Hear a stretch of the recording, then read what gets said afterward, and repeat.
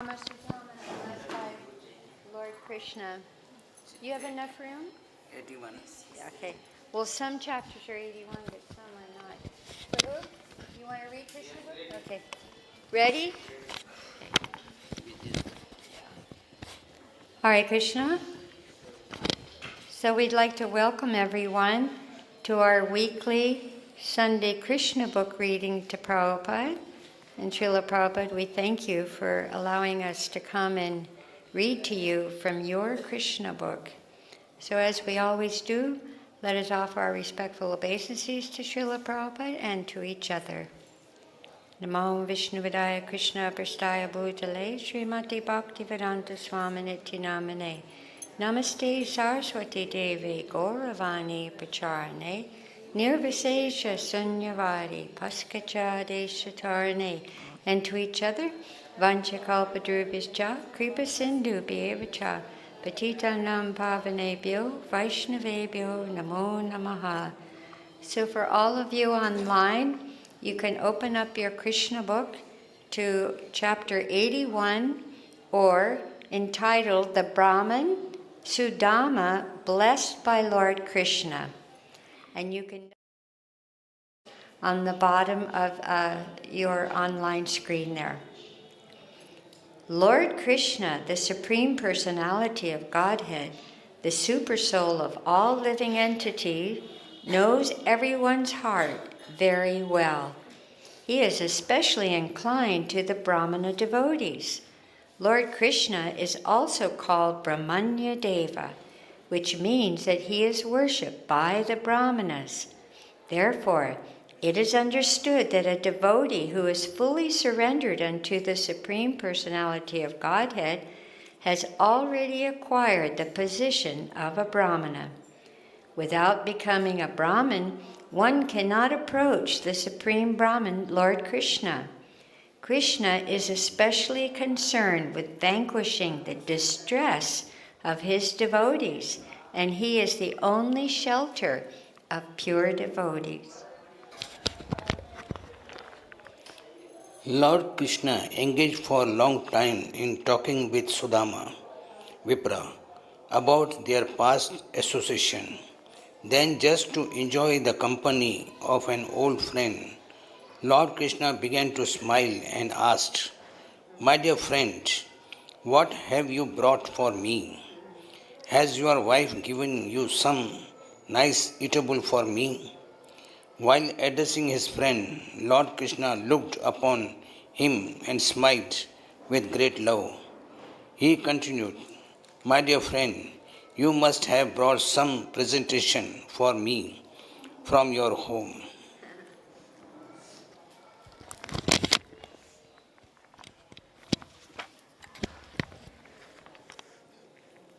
Lord Krishna knew that Sudama was hesitating to present him with the poultry chipped rice, which was actually unfit for his eating.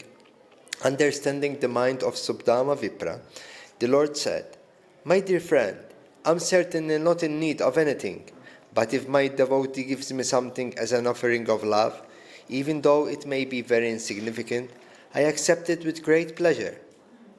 On the other hand, if a person is not a devotee, even though he may offer me very valuable things, I do not like to accept them. I actually accept only things offered to me in devotion and love. Otherwise, however valuable a thing may be, I do not accept it. If my pure devotee offers me even the insignificant things, a little flower, a little piece of leaf, a little water, but saturates the offering in devotion and love, then not only do I gladly accept such an offering, but I eat it with great pleasure."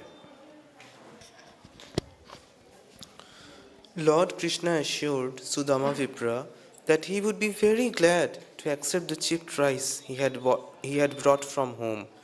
Yet, out of great shyness, Sudama Vipra hesitated to present it to the Lord.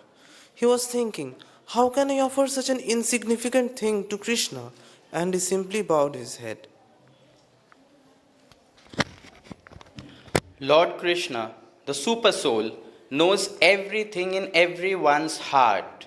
He knows everyone's determination and everyone's want. He knew, therefore, the reason for Sudama Vipra's coming to him. He knew that, driven by extreme poverty, he had come there at the request of his wife. Thinking of Sudama as his very dear class friend, he knew that Sudama's love for him as a friend was never tainted by any desire for material benefit. Krishna thought, Sudama has not come asking anything from me. Being obliged by the request of his wife, he has come to see me just to please her. Lord Krishna therefore decided that he would give more material opulence to Sudama Vipra than could be imagined even by the king of heaven.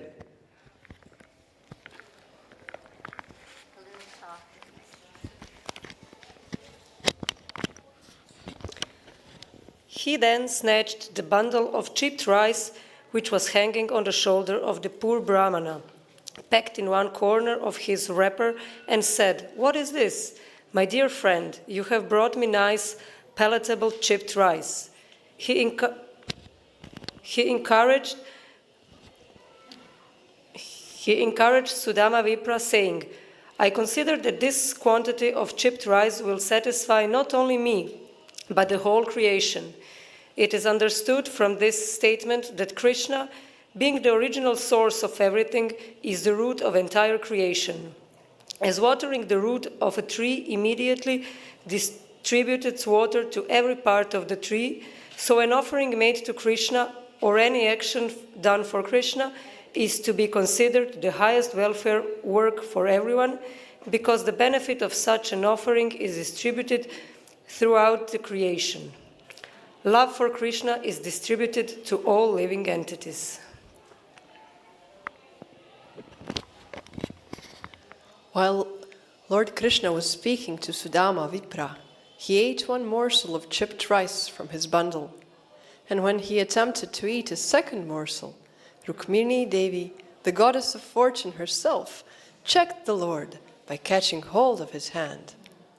After touching the hand of Krishna, Rukmini said, "My dear Lord, this one morsel of chipped rice is sufficient to cause him who offered it to become very opulent in this life and to continue his opulence in the next life. My Lord, you are so kind to your devotee that even this one morsel of chipped rice pleases you very greatly, and your pleasure assures the devotee opulence in both this life and the next."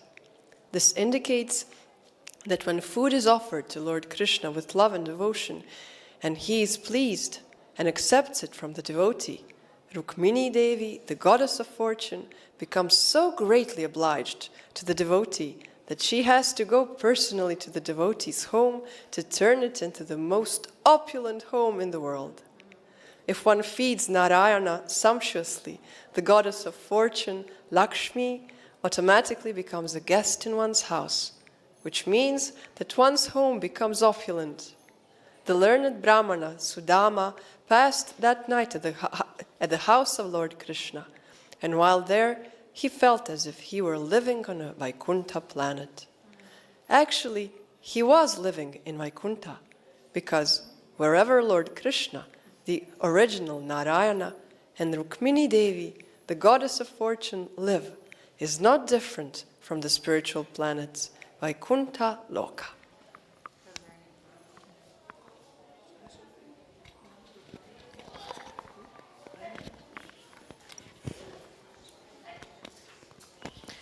The learned Brahmana Sudama did not appear to have received anything substantial from Lord Krishna while at his palace, yet he did not ask anything from the Lord. The next morning he started for his home, thinking always about his reception by Krishna, and thus immersed in transcendental bliss. All the way home, he simply remembered the dealings of Lord Krishna, and he felt very happy to have seen the Lord.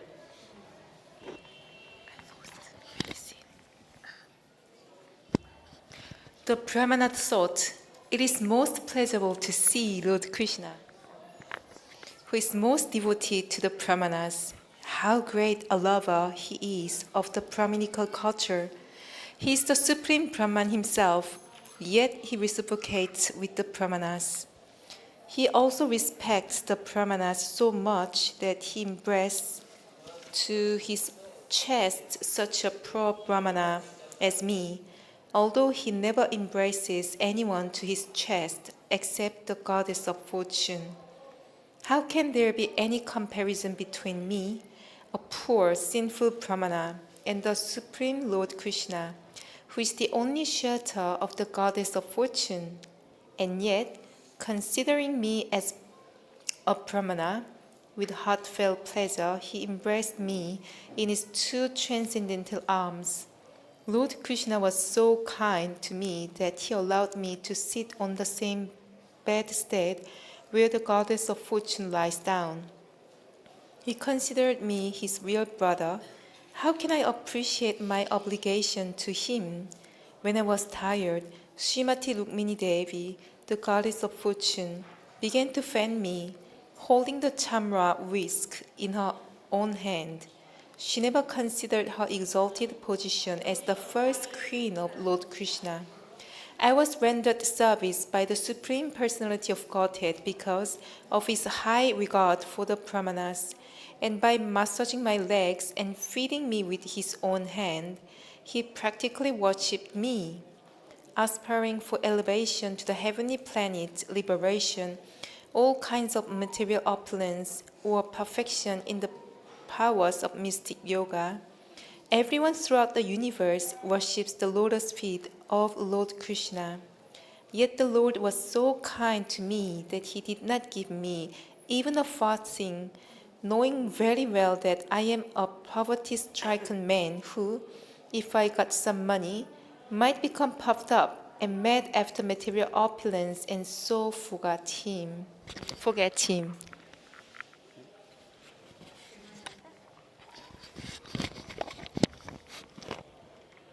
The statement of the Brahmana Sudama is correct.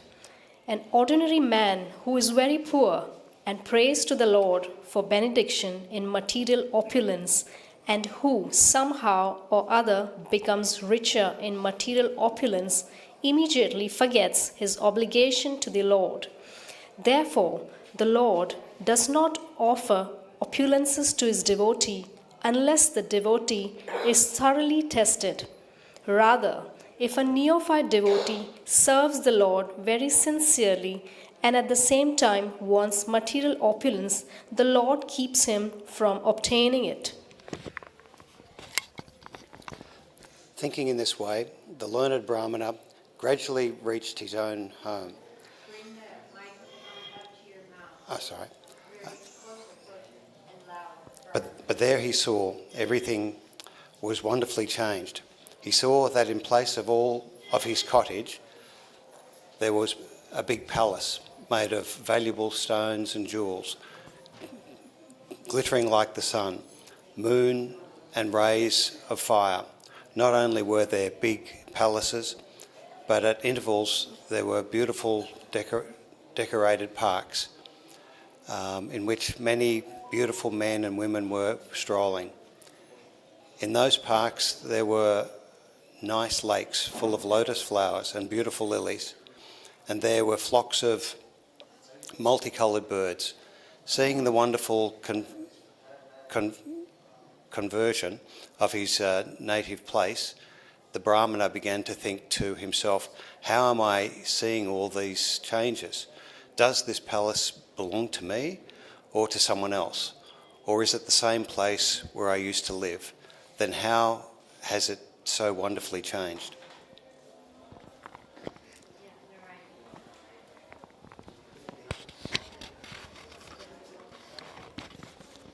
Right up close to your mouth.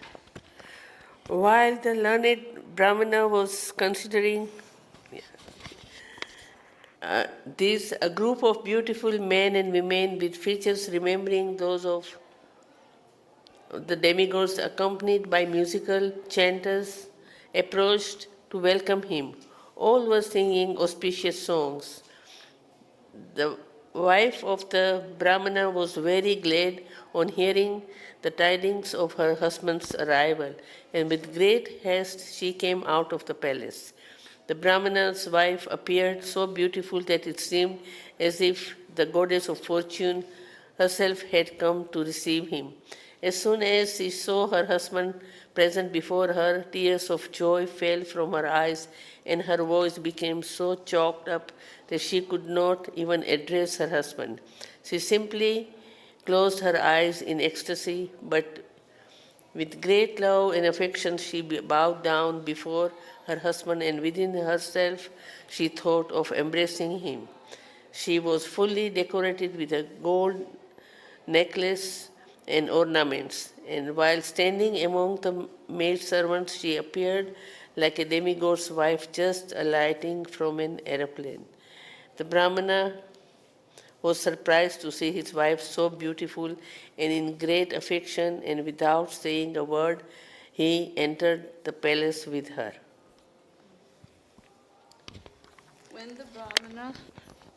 When the Brahmana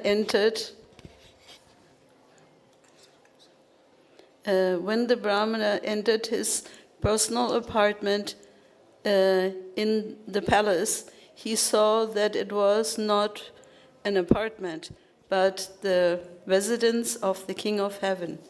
The palace was surrounded by many columns of jewels, and the couches, and the bedsteads were made of ivory, bedecked with gold and jewels, and the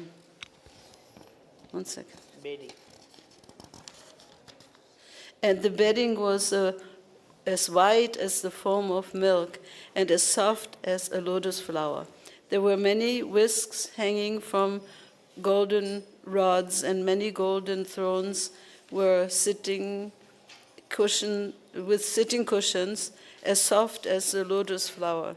In various places were velvet and silk canopies, with laces of pearls hanging all around.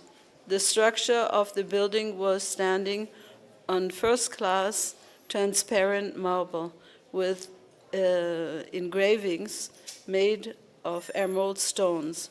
All the women in the palace were carrying lamps made of valuable jewels. The flames and the jewels combined to produce a wonderful, brilliant light. When the Brahmanas saw the position suddenly changed to one of opulence, and when he could not determine the cause for such a sudden change, he began to consider very gravely how it had happened. Oh, thank you.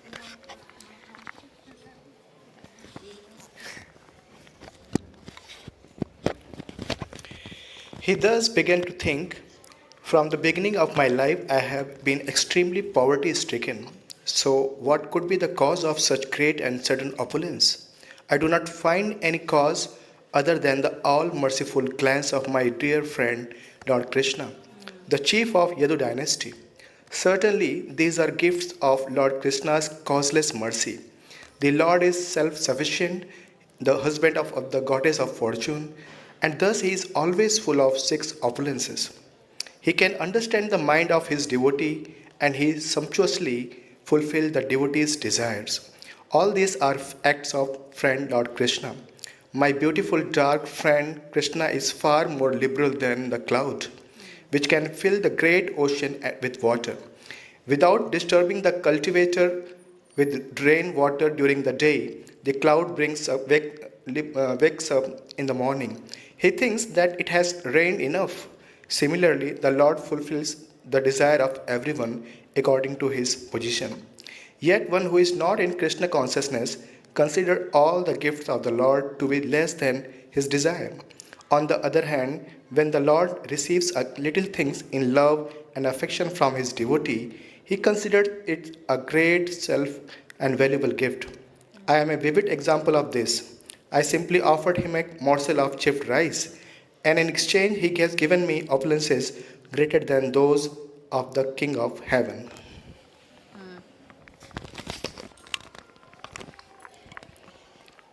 What the devotee actually offers the Lord is not needed by the Lord, for he is self-sufficient.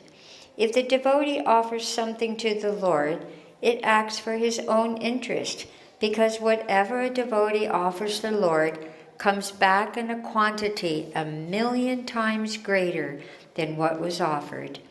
One does not become a loser by giving to the Lord, one becomes a gainer by millions of times.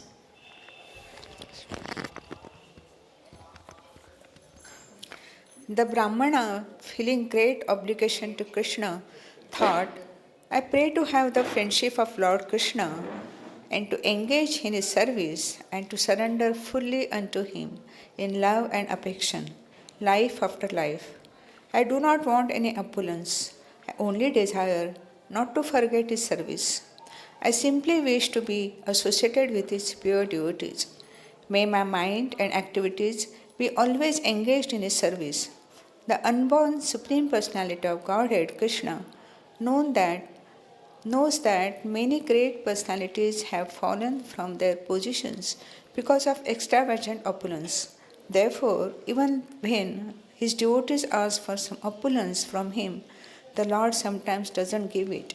He is very cautious about his devotees because a devotee in an immature position of devotional service may, if offered great opulence, fall from his position due to being in material world. The Lord doesn't offer opulence to him. This is another manifestation of the causeless mercy of the Lord upon his devotees. His first interest is that the devotee not fall. He is exactly like a well-wishing father who doesn't give much wealth into the hand of his immature son, but who, when the son is grown up and knows how to spend money, gives him the whole treasury house. The learned Brahmana thus concluded that whatever opulences he had received from the Lord should be used for his extravagant sense gratification, but for the service of the Lord. The Brahmana accepted his nice newly acquired opulences, but he did so in a spirit of renunciation, remaining unattached to sense gratification, and thus he lived very peacefully with his wife, enjoying all the facilities of the opulences as the prasadam of the Lord. He enjoyed varieties of the food by offering it to the Lord and then taking it as prasadam. Similarly, if by the grace of the Lord we get such opulences as a material wealth, fame, power, education, and beauty, it is our duty to consider that they are all gifts of the Lord and must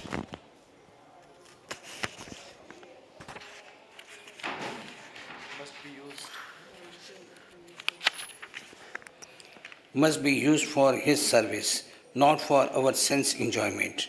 The learned Brahmana remained in that position, and thus his love and affection for Lord Krishna increased day after day. It did not deteriorate due to the great opulences. Material opulences can be the cause of degradation and also the cause of elevation, according to the purpose of which it is used. If opulence is used for sense gratification, it is the cause of degradation, and if it is used for the service of the Lord, it is the cause of elevation. It is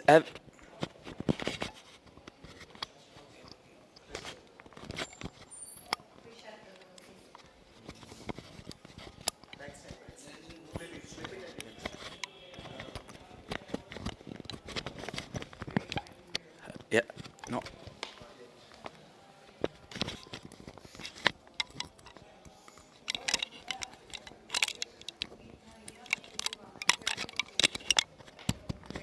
Okay.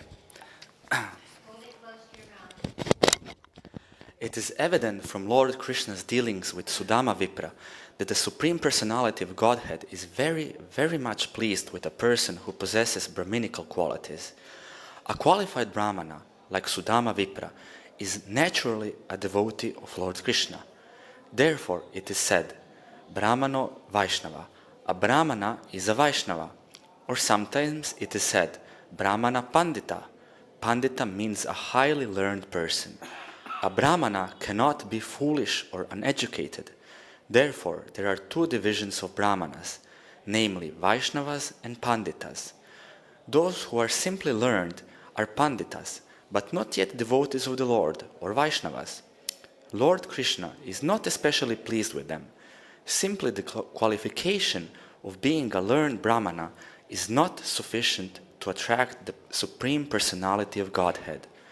Not only must a Brahmana be well qualified according to the requirements stated in scriptures such as Srimad Bhagavad Gita and Srimad Bhagavatam, but at the same time he must be a devotee of Lord Krishna. The vivid example of Sudama Vipra. The vivid example is Sudama Vipra. He was a qualified Brahmana and unattached to all sorts of material sense enjoyment, and at the same time he was a great devotee of Lord Krishna. Lord Krishna, the enjoyer of all sacrifices of penances, is very fond of a Brahmana like Sudama Vipra. And we have seen by the actual behavior of Lord Krishna how much he adores such a Brahmana. Therefore, the ideal stage of human perfection is to become a Brahmana Vaishnava like Sudama Vipra.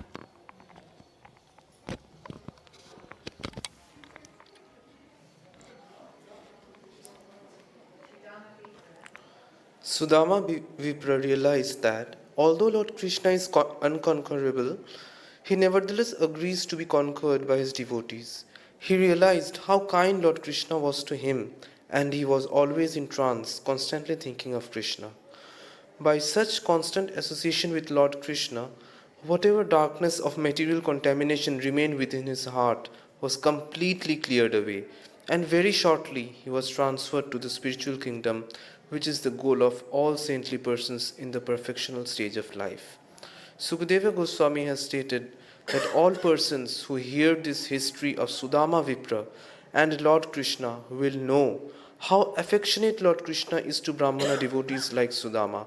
Therefore, anyone who hears this history gradually becomes as qualified as Sudama Vipra, and he is thus transferred to the spiritual kingdom of Lord Krishna. Thus ends the Bhaktivedanta purport of the 81st chapter of Krishna, the Brahmana Sudama blessed by Lord Krishna.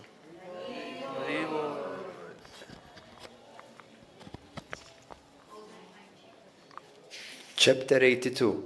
Lord Krishna and Balarama meet the inhabitants of Vrindavana. Once upon a time, while Lord Krishna and Balarama were living peacefully in their city of Dwaraka, there was the rare occasion of a full solar eclipse, such as takes place at the end of every kalpa, or day of Brahma. At the end of every kalpa, the sun is covered by a great cloud, and incessant rain covers the lower planetary systems up to Svargaloka. By astronomical calculation, people were informed about this great eclipse prior to its taking place, and therefore everyone, both man and woman, decided to assemble at the holy place in Kurukshetra, known as Samanta Panchaka. The Samanta Panchaka pilgrimage site is celebrated because Lord Parshuram performed great sacrifices there after killing all the Kshatriyas in the world 21 times. When Lord Parshuram killed all the Kshatriyas, their accumulated blood flowed like a stream. Lord Parshuram dug 5 big lakes at Samanta Panchaka and filled them with his blood. Lord Parshuram is Vishnu Tattva. As stated in the Ishopanishad, Vishnu Tattva cannot be contaminated by any sinful activity. Yet, although Lord Parshuram is fully powerful and uncontaminated, In order to exhibit ideal character, he performed great sacrifices at Samanta Panchaka to atone for his so-called sinful killing of the Kshatriyas. By his example, Lord Parshuram established that the killing art, although sometimes necessary, is not good. Lord Parshuram considered himself culpable for the sinful killing of the Kshatriyas. Therefore, how much more culpable are we for such abominable unsanctioned acts? Thus, from time immemorial, the killing of living entities is prohibited all over the world.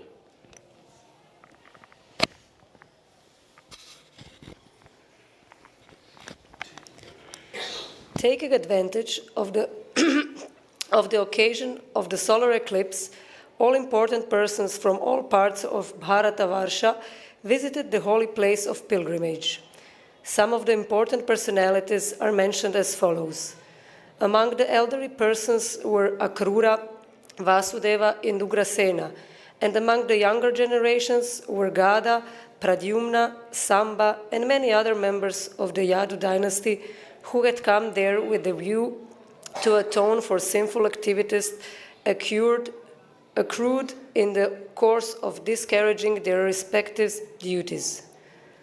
Because almost all the members of the Yadu dynasty went to Kurukshetra, some important personalities like Aniruddha, the son of Pradyumna, and Kritavarma, the commander-in-chief of the Yadu dynasty, along with Suchandra, Shuka, and Sarana, remained in Dwaraka to protect the city.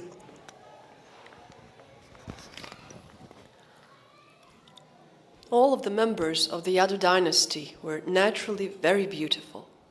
Yet on this occasion, when they appeared duly decorated with gold necklaces and flower garlands, dressed in valuable clothing, and properly armed with their respective weapons, their natural beauty and personalities were 100 times enhanced. The members of the Yadu dynasty came to Kurukshetra in their gorgeously decorated chariots, which resembled the airplanes of the demigods, and which were pulled by big horses that moved like the waves of the ocean. Some Yadus rode on sturdy, stalwart elephants that moved like the clouds in the sky. Their wives were carried on beautiful palanquins by beautiful men, whose features resembled those of the Vidyadharas. The entire assembly looked as beautiful as an assembly of the demigods of heaven.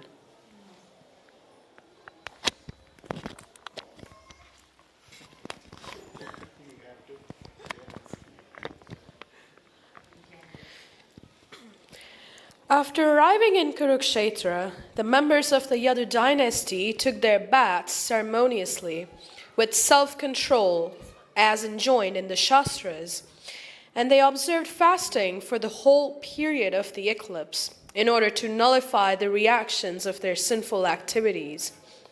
Since it is a Vedic custom to give in charity as much as possible during the hours of the eclipse, the members of the Yadu dynasty distributed many hundreds of cows in charity to the Brahmanas. All those cows were fully decorated with nice dress and ornaments. The special feature of these cows was that they had golden ankle bells and flower garlands on their necks.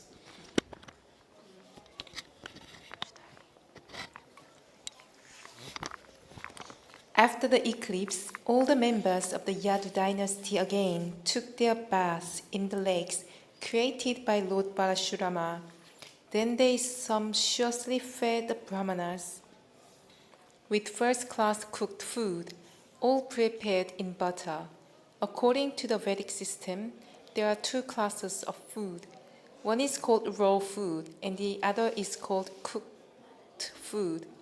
Raw food does not indicate raw vegetable and raw grains, but food boiled in water, whereas cooked food is made in ghee. Chapatis, dal, rice, and ordinary vegetables are called raw foods, as are fruits and salads. But puris, kachuris, samosas, sweet balls, and so on are called cooked foods. All the brahmanas invited on that occasion by the members of the Yadu dynasty were fed sumptuously with cooked food.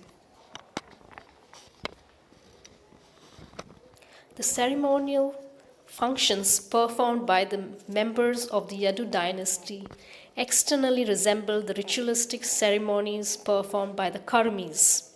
When a Karmi performs some ritualistic ceremony, his ambition is sense gratification.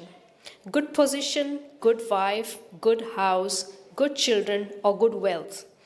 But the ambition of the members of the Yadu dynasty was different. Their ambition was to offer Krishna perpetual devotion with faith. All the members of the Yadu dynasty were great devotees. As such, after many births of accumulated pious activities, they were given the chance to associate with Lord Krishna. In going to take their baths in the place of pilgrimage at Kurukshetra, in observing the regulatory principles during the solar eclipse, or in feeding the brahmanas in all their activities, they simply thought of devotion to Krishna. Their ideal worshipable Lord was Krishna and no one else. After the brahmanas are fed, it is the custom for the host, with their permission, to accept prasadam. Thus, with the permission of the brahmanas, all the members of the Yadu dynasty took lunch. Then they selected resting places underneath big shady trees, and when they had taken sufficient rest, they prepared to receive visitors, among whom were relatives and friends, as well as many subordinate kings and rulers. There were the rulers of Matsya province, Ursanara province, Koshala province, Vidarbha province, Kuru province, Srinjaya province, Cambodia province, Kekaya province, Madras province, Kunti province, Anata province, Kerala province, and many other countries and provinces. Some of the rulers belonging to opposing parties, and some were friends. Above all, the visitors from Vrindavan were most prominent. The residents of Vrindavan, headed by Nanda Maharaj, had been living in great anxiety because of separation from Krishna and Balaram. Taking advantage of the solar eclipse, they all came to see their life and soul, Krishna and Balaram. The inhabitants of Vrindavana were well-wishers and intimate friends of the Yadu dynasty. This meeting of the two parties after long separation was a very touching incident. All the Yadus and the residents of Vrindavana felt such great pleasure in meeting and talking together that it was a unique scene. Meeting after long separation, they were all jubilant. Their hearts throbbed and their faces appeared like freshly bloomed lotus flowers. Drops of tears fell from their eyes, the hair on their bodies stood on end, and because of their extreme ecstasy, they were temporarily speechless. In other words, they dove into the ocean of happiness.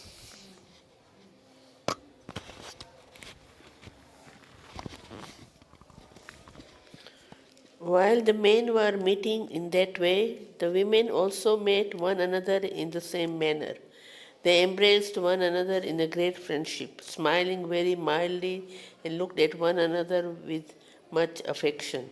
When they were embracing one another in their arms, the saffron and the kumkum spread on their breasts and was exchanged from one person to another, and they all felt heavenly ecstasy. Due to such heart-to-heart embracing, torrents of tears glided down their cheeks. The juniors were offering obeisances to the elders, and the elders were offering their blessings to the juniors. They thus welcomed one another and asked after one another's welfare. Ultimately, however, all their talks was only Krishna, only of Krishna.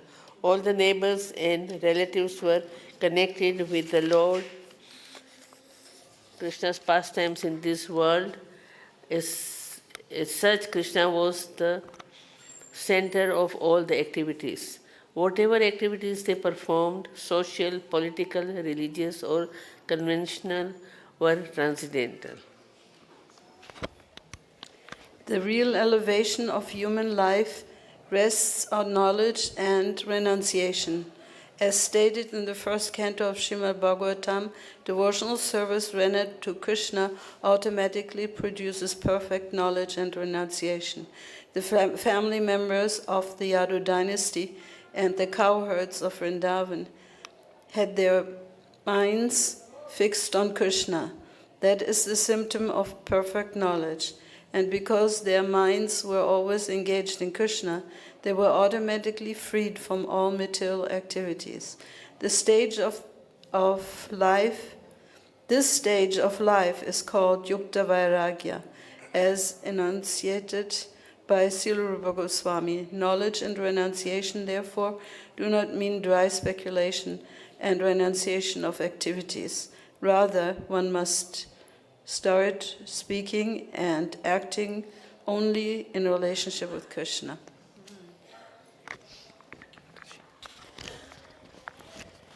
In this meeting at Kurukshetra, Kunti Devi and Vasudev, who were sister and brother, met after a long separation. Along with their respective sons and daughters-in-law, children and other family members, by talking among themselves, they soon forgot all their past miseries. Kunti Devi especially addressed her brother Vasudeva as follows: "My dear brother, I am very unfortunate because not one of my desire has ever been fulfilled. Otherwise, how could it happen that although I have such a saintly brother as you, perfect in all respect, you did not inquire from me as to how I was passing my days in a distressed condition of life?" It appears that Kunti Devi was remembering the miserable days when she had been banished with her sons through the mischievous plans of Dhritarashtra and Duryodhana. She continued, "My dear brother, I can understand that when providence goes against someone, even one's nearest relative forget him. In such a condition, even one's father, one's mother, or one's own children will forget him. Therefore, my dear brother, I do not accuse you." Vasudeva replied to his sister, "My dear sister, do not be sorry and do not blame me in that way. We should always remember that we are all only toys in the hands of Providence. Everyone is under the control of the Supreme Personality of Godhead. It is under His control only that all kinds of fruitive actions and their reactions take place. My dear sister, you know that we were very much harassed by King Kamsa, and by his persecutions we were scattered here and there. We were always full of anxieties. Only in the last few days have we returned to our own places by the grace of God."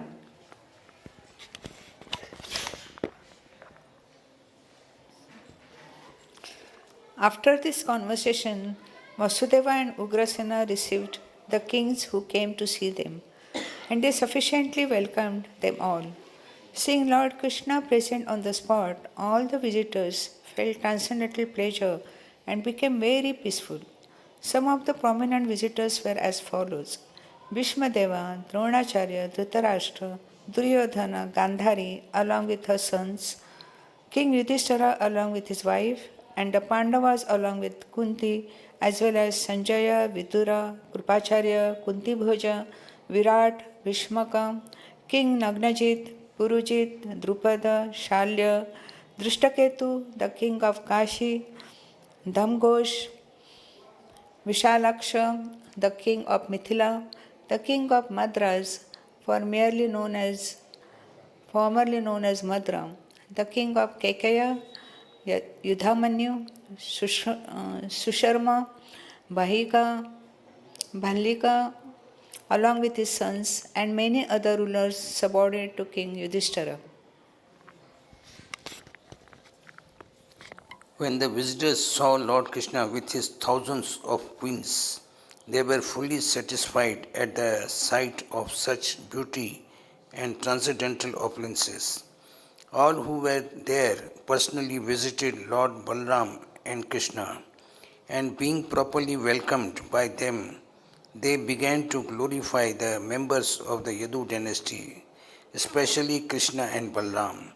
Because Agarsen was the king of the Bhoja, he was considered the chief Yadu, and therefore the visitors specially addressed him, Your Majestic Agarsen, king of the Bhoja.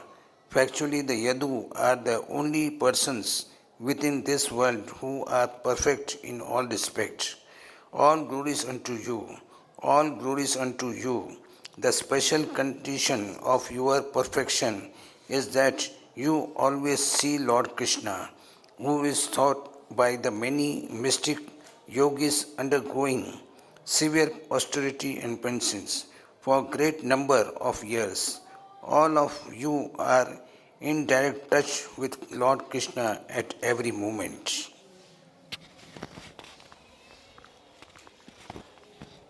All the Vedic hymns glorify the Supreme Personality of Godhead, Krishna. The Ganges water is considered sanctified because of its being the water used to wash the lotus feet of Lord Krishna. The Vedic scriptures are nothing but the injunctions of Lord Krishna. The purpose of the study of all the Vedas is to know Krishna.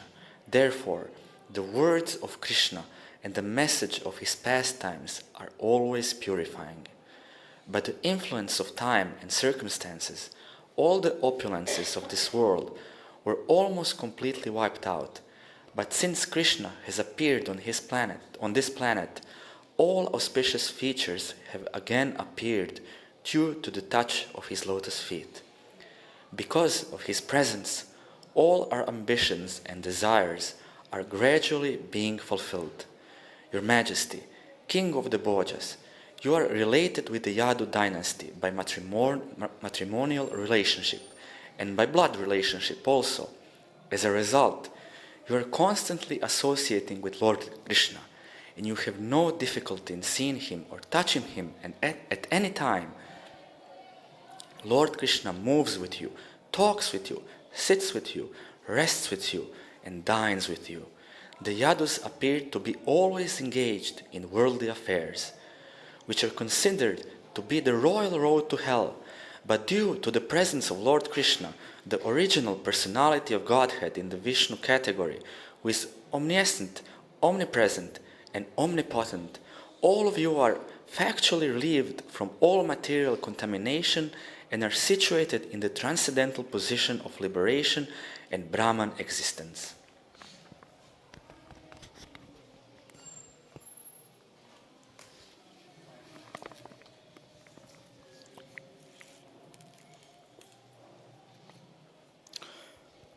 When Nanda Maharaja and the other residents of Vrindavana had heard that Krishna would be present in Kurukshetra because of the solar eclipse and that all the members of the Yadu dynasty would also be there, they had immediately prepared to go there. King Nanda, accompanied by his cowherd men, had loaded all the necessary paraphernalia on bullock carts, and all of the Vrindavana residents had come to Kurukshetra to see their beloved sons, Lord Balrama and Lord Krishna. When the cowherd men of Vrindavana arrived in Kurukshetra, all the members of the Yadu dynasty were most pleased. As soon as they saw the residents of Vrindavana, they stood up to welcome them and appeared to have regained their life. All the Yadus and Vrindavana residents had been very eager to meet, and when they actually came forward and met, they embraced one another to their heart's satisfaction and remained in embrace for a considerable time. As soon as Vasudeva saw Nanda Maharaj, Vasudeva jumped up and ran over to him and embraced him very affectionately. Vasudeva began to narrate his own past history, how he had been imprisoned by King Kamsa, how his babies had been killed, how immediately after Krishna's birth he had carried Krishna to the place of Nanda Maharaj, and how Krishna and Balarama had been raised by Nanda Maharaj and his queen, Yashoda, as their own children. Similarly, Lord Brahma and Krishna also embraced King Nanda and Mother Yashoda, and then they offered their respects unto their lotus feet, by bowing down. Because of their feeling affection for Nanda and Yashoda, Lord Krishna and Balarama became choked up, and for a few seconds they could not speak. The most fortunate King Nanda and Mother Yashoda placed their sons on their laps and began to embrace them to their full satisfaction. Because of separation from Krishna and Balarama, King Nanda and Yashoda had been merged in great distress for a very long time. Now, after meeting them and embracing them, all their sufferings were mitigated. After this, Krishna's mother Devaki and Balram's mother Rohini both embraced Mother Yashoda. They said, "Dear Queen Yashoda Devi, you and Nanda Maharaj have been great friends to us, and when we remember you, we are immediately overwhelmed by the thought of your friendly activities. We are so indebted to you that even if we were to return your benediction by giving you the opulence of the King of Heaven, it would not be enough to repay you for your friendly behavior.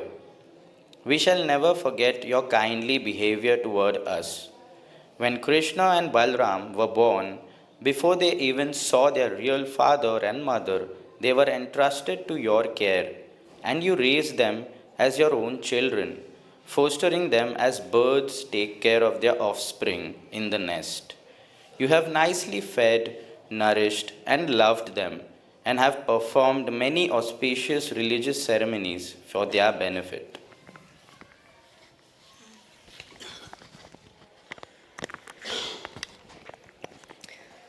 Actually, they are not our sons. They belong to you, Nanda Maharaja, and you are the real father and mother of Krishna and Balarama. As long as they were under your care, they had not even a pinch of difficulty.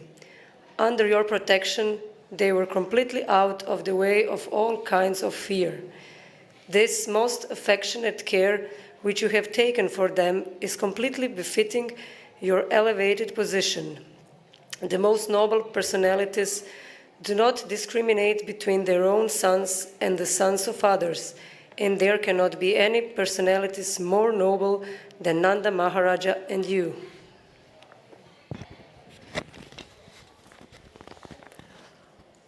As far as the gopis of Vrindavana were concerned, from the very beginning of their lives, they did not know anything beyond Krishna.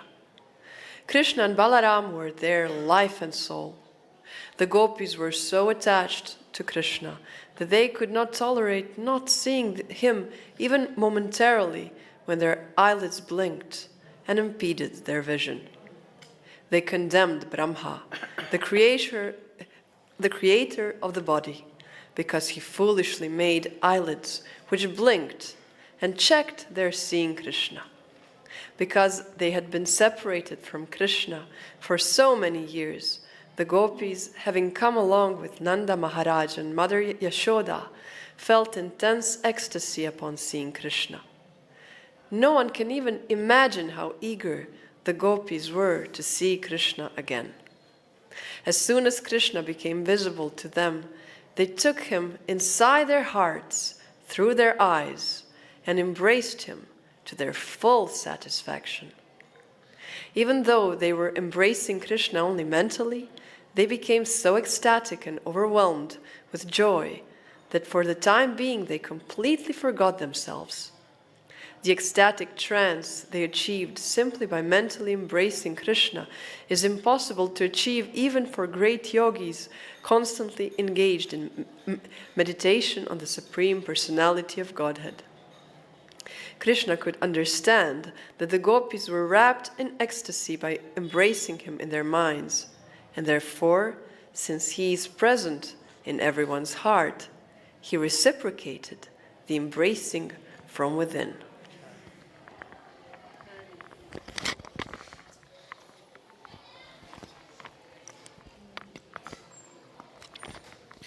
Krishna was sitting with Mother Yashoda and his other mothers, Devaki and Rohini. But when the mothers engaged in talking, he took the opportunity and went to a secluded place to meet the gopis. As soon as he approached the gopis, the Lord smiled, and after embracing them and inquiring about their welfare, he began to encourage them, saying, "My dear friends, you know that Lord Balaram and I left Vrindavan just to please our relatives and family members. Thus, we were long engaged in fighting with our enemies and were obliged to forget you, who were so much attached to me in love and affection. I can understand that I have been ungrateful to you, but still I know that you are faithful to me.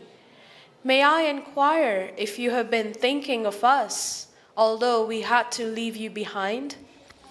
My dear gopis, do you now dislike remembering me, considering me to have been ungrateful to you? Do you take my misbehavior with you very seriously?"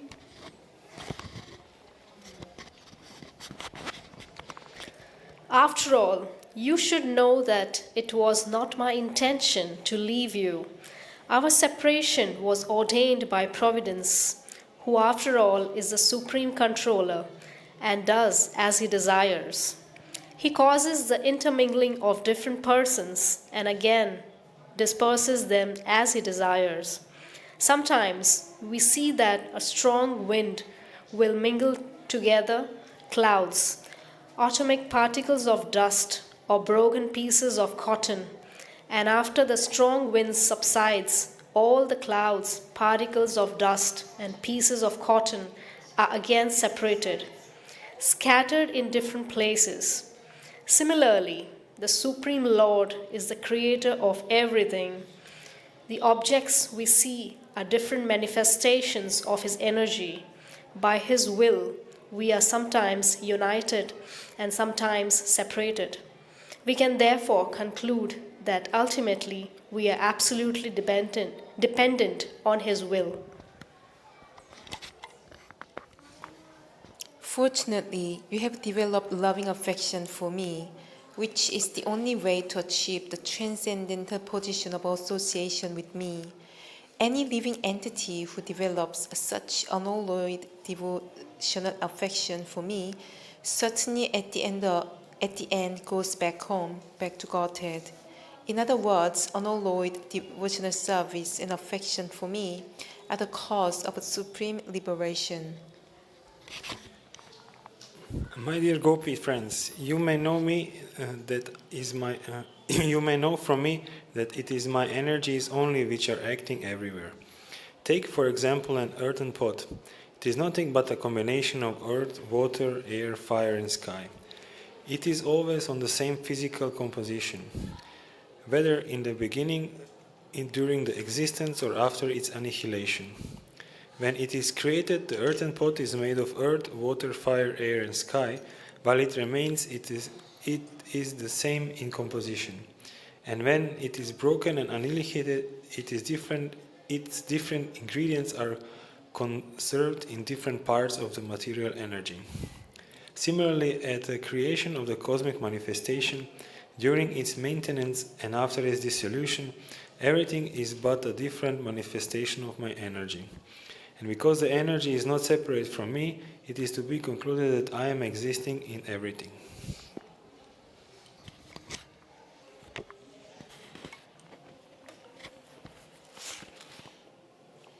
In the same way, the body of a living being is nothing but a composition of 5 elements, and the living entity embodied in the material condition is also part and parcel of me. The living entity is imprisoned in the material condition on account of his false conception of himself as the supreme enjoyer. This false ego of the living entity is the cause of his imprisonment in material existence.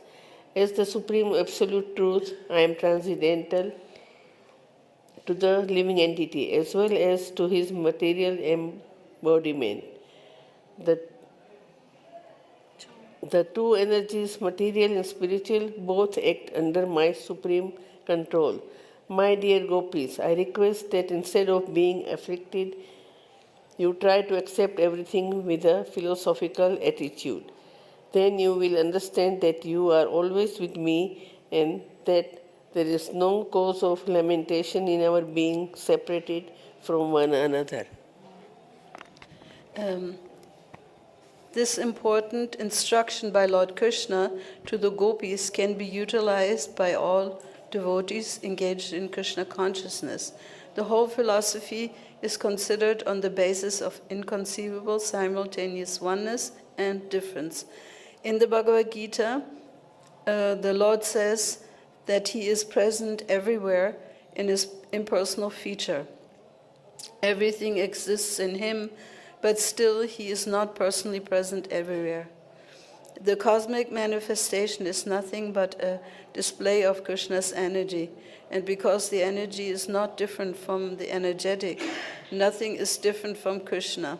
When this absolute consciousness, Krishna consciousness, is absent, we are separated from Krishna. But fortunately, if this Krishna consciousness is present, then we are not separated from Krishna. The process of devotional service is the revival of Krishna consciousness. And if the devotee is fortunate enough to understand that the material energy is not separate from Krishna, when he can utilize the material energy and its products in the service of the Lord. But in the absence of Krishna consciousness, the forgetful living entity, although part and parcel of Krishna, falsely puts himself in the position of enjoyer of the material world, and being thus implicated in material entanglement, is forced by the material energy to continue his material existence. This is confirmed in the Bhagavad Gita. Although a living entity is forced to act by the material energy, he falsely thinks that he is the all and the supreme enjoyer. I can't see properly. Yes, I know.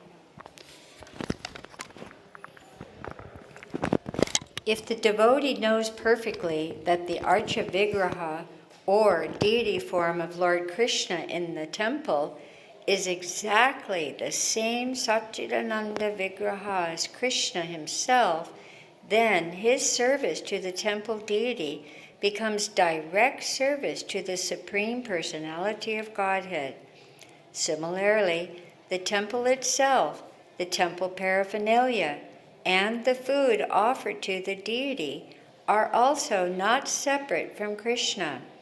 One has to follow the rules and regulations prescribed by the acharyas, and thus, under superior guidance, Krishna realization is fully possible, even in this material existence. The gopis, having been instructed by Krishna in this philosophy of simultaneous oneness and difference, remained always in Krishna consciousness and thus became liberated from all material contamination. The consciousness of the living entity who falsely presents himself as the enjoyer of the material world is called Jiva Kosa, which means imprisonment by the false ego. Not only in the gopis, but anyone who follows this instruction of Krishna is immediately freed from the Jiva Kosa imprisonment. A person in full Krishna consciousness is always liberated from false egoism. He utilizes everything for Krishna's service, and he is not at any time separated from Krishna. The gopis therefore prayed to Krishna, "Dear Krishna, from your navel emanated the original lotus flower, which is the birth site of Brahma, the Creator. No one can estimate your glories or your opulence, which therefore remain always a mystery even to the highest thoughtful man. the master of all yogic power. However, the conditioned soul, fall in the dark veil of this material existence, can very easily take shelter of your lotus feet. Thus, his deliverance is guaranteed.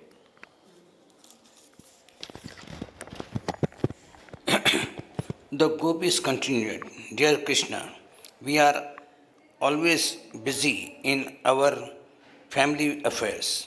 We therefore request that you remain within our heart as the rising sun. That will be your greatest benediction. The gopis are always liberated soul because they are full in Krishna consciousness. They only pretend to be entangled in householder affairs in Vrindavan. Because of their separation from Krishna, he might have asked them to return with them to his capital city, Dwarka. But the inhabitants of Vrindavan, the gopis, were not interested in the idea of going with Krishna to Dwarka. They wanted to remain busy in Vrindavan and thus feeling the appearance of Krishna in every step of their life. They immediately invited Krishna to come back to Vrindavan. This transcendental emotion exchange of the gopis is the base principle of the Lord Chaitanya's teaching. The Ratha Yatra festival observed by Lord Chaitanya is the emotion process of taking Krishna back to Vrindavan. Srimati Radharani refused to go with Krishna to Dwarka to enjoy his company in the atmosphere of the royal opulences, for she wanted to enjoy his company in the original Vrindavan atmosphere. Lord Krishna, being profoundly attached to the gopis, never goes away from Vrindavan, and the gopis and the other residents of Vrindavan remain fully satisfied in Krishna consciousness. Thus ends the Bhaktivedanta purport of 82nd chapter of Krishna. Lord Krishna and Balaram meets the inhabitants of Vrindavan. So that concludes our 1 hour reading of Krishna book to Srila Prabhupada. Thank you, Srila Prabhupada, for again allowing us to come into your sacred home to read Krishna book. And as we always do, let us offer our respectful obeisances to Srila Prabhupada and to each other.